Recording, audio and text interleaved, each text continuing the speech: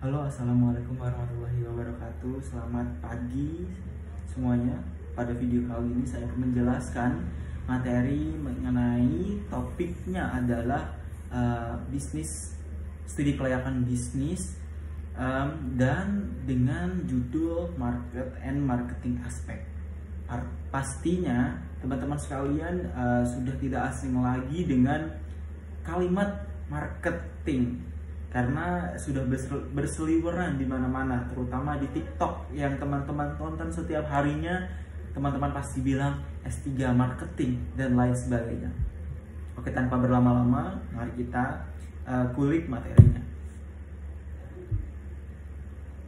Oke, yang pertama saya perkenalkan diri saya dulu terlebih dahulu. Perkenalkan, nama saya Erwin Dani Setiawan. Saya merupakan mahasiswa dari program studi S1 Manajemen di Universitas Teknokrat Indonesia. Dengan NPM saya adalah 23411207. Baik, langsung saja kita ke materi.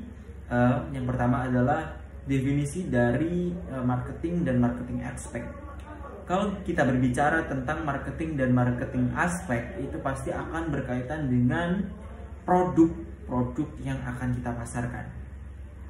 Jadi aspek pasar dan pemasaran atau marketing and marketing aspect adalah fokus analisis peluang pasar, kemudian ukuran pasar, kebutuhan konsumen, serta strategi pemasarannya. Jadi pada materi ini kita tidak hanya membicarakan terkait produk-produk apa yang harus kita pasarkan, tetapi kita juga akan memperhatikan bagaimana peluang dari produk yang kita pasarkan, kemudian ukuran pasar atau target pasar kita, kemudian kebutuhan konsumen kita itu apa, dan kemudian strategi dari pemasaran yang akan kita lakukan untuk memasarkan produk kita itu apa. Yang tujuannya adalah menilai apakah produk atau jasa kita itu yang ditawarkan dapat diterima baik oleh masyarakat atau konsumen gitu, dan apakah bisnis dapat tumbuh secara komersial. Nah, ketika produk kita itu diterima dan juga ditawarkan dengan baik kepada pasar atau masyarakat, nantinya masyarakat tersebut atau konsumen tersebut bisa repurchase atau membeli kembali dan juga mempromosikannya ke orang lain untuk membeli dan juga melihat dan mereview produk kita. Kemudian ada analisis tujuan dari marketing and marketing aspect. Yang pertama sudah kita jelaskan tadi di awal sebetulnya, mengetahui ukuran dan potensi dasar dari pasar yang akan kita gunakan. Seperti kalau semisal kita mempunyai produk usaha baju ataupun cloth, itu pasti target market kita atau target pasar kita itu adalah generasi muda yang saat ini sedang menggunakan outfit yang skena, bisa dibilang seperti itu. Kemudian menentukan target konsumen yang tepat. Nah, produk kita itu kan baju. Semisal produk kita itu tadi baju. Jadi target kita yang harus tepat, berarti anak generasi muda tersebut. Tidak boleh target kita tuh memasar yang ke yang lain. Dan produk kita baju untuk laki-laki, tetapi kita memasar untuk yang perempuan, itu tidak akan diterima dengan baik oleh target pasar kita. Kemudian menilai tingkat daya saing dan kompetisi dasar. Nah, di Lampung salah satunya itu sudah banyak sekali brand-brand clothes atau baju yang sudah tersebar di penjuru Bandar Lampung. Seperti kita ambil contoh Kawal, Otski, kemudian The Down House dan lain-lain sebagainya. Nah, itulah tantangan dari sebuah usaha kita. Apa yang membuat menarik dan unik dari sebuah usaha kita itu sehingga bisa bertahan, survive di tengah-tengah persaingan dari menghadapi persaingan dari perusahaan baju besar itu tadi yang ada di Bandar Lampung. Jadi orang lain ataupun konsumen itu bisa melihat ataupun melirik produk kita dan tidak memandangnya sebelah mata. Kemudian ada menyusun strategi 4P. Saya rasa teman-teman juga sudah mengerti terkait 4P ini. Nah, dan ini adalah bukan salah satu, tapi memang terpenting, aspek terpenting setiap kali ketika kita ingin memulai sebuah bisnis. Karena ketika kita ingin memulai bisnis, pasti ada yang namanya produk, kemudian pasti kita akan ada namanya place atau tempat kita di mana akan memasarkan dari produk-produk kita tersebut.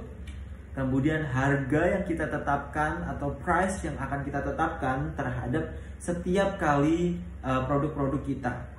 Kemudian ada promosi yang akan dilakukan. Jika tidak adanya produksi yang akan kita lakukan terhadap produk kita, maka siapa yang akan mengenal produk kita? Itulah jawabannya.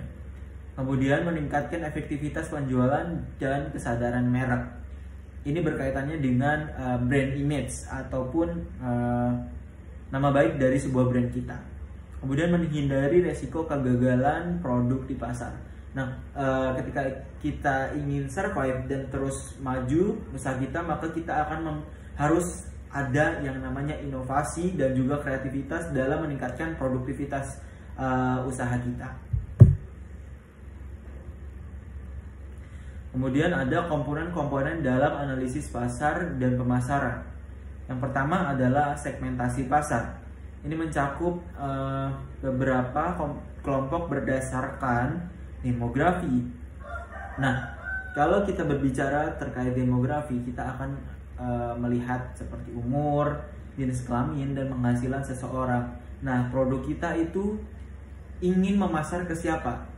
Kalau kita ingin memasar ke anak muda, usia berapa, jenisnya kelamin berapa, dan kemudian penghasilan yang mereka dapatkan itu berapa untuk menilai seberapa layak masyarakat tersebut ataupun konsumen tersebut menjadi target pasar kita. Kemudian geografis, kota, provinsi atau wilayah yang paling bisa dominan dan juga bisa berkembang dengan cepat untuk memulai bisnis adalah kita melakukannya di wilayah perkotaan.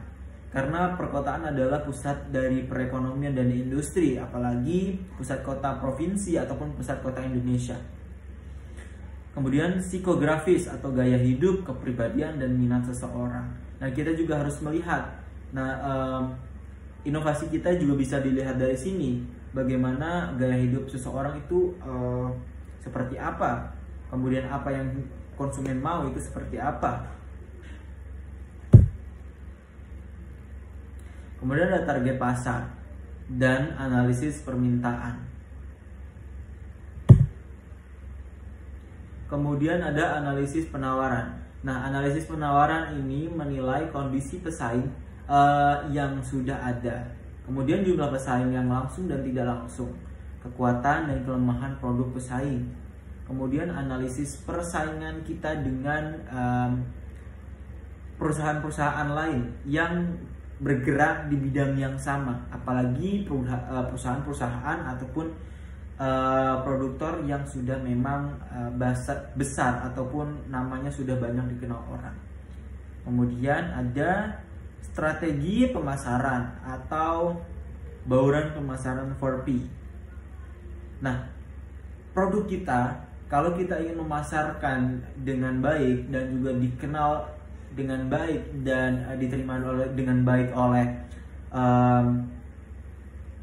konsumen, maka kita harus memperhatikan desain dari produk kita itu bagaimana, packagingnya bagaimana, kemudian kualitas yang kita keluarkan dan kita produksi itu bagaimana, dan keunikan dari produk kita. Nah, ketika hal-hal tersebut tidak diperhatikan dan tidak konsisten dan stabil, maka produk yang akan kita jual ataupun yang akan kita pasarkan itu tidak akan bertahan lama, maka hanya musiman saja begitu. Kemudian harga. Saat ini di tahun 2025 ini banyak masyarakat Indonesia itu lebih memilih produk-produk yang murah tapi dapat yang banyak. Berarti kita harus memutar otak bagaimana hal tersebut bisa diterapkan dalam menjalankan usaha kita. Kemudian tempat. Nah, untuk memulai sebuah bisnis, alangkah baiknya kita memulainya di area-area yang ramai dan juga pusat orang lalu lalang seperti itu, supaya memudahkan orang-orang tersebut melihat dan juga membeli produk kita. Kemudian promosi. Strategi promosi ada banyak. Salah satu contohnya ada iklan, kemudian endorse influencer, diskon, dan pemasaran digital melalui konten-konten kreatif yang kita buat dalam akun sosial media usaha kita.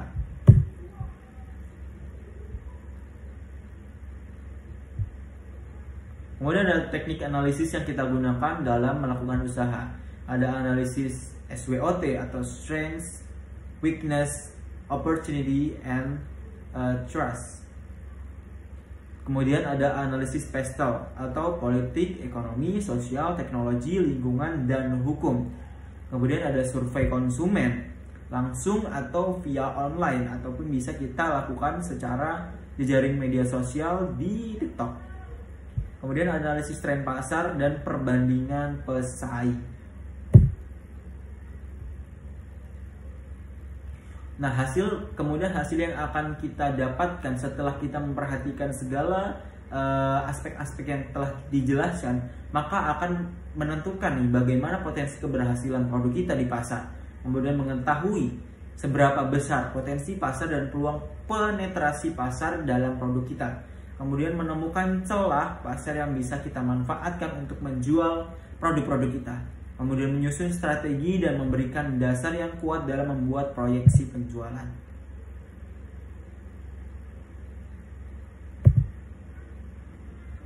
Jadi kesimpulannya adalah aspek pasar dan pemasaran adalah fondasi utama untuk membangun sebuah usaha. Kemudian fondasi utama juga dalam mata kuliah studi kelayakan bisnis.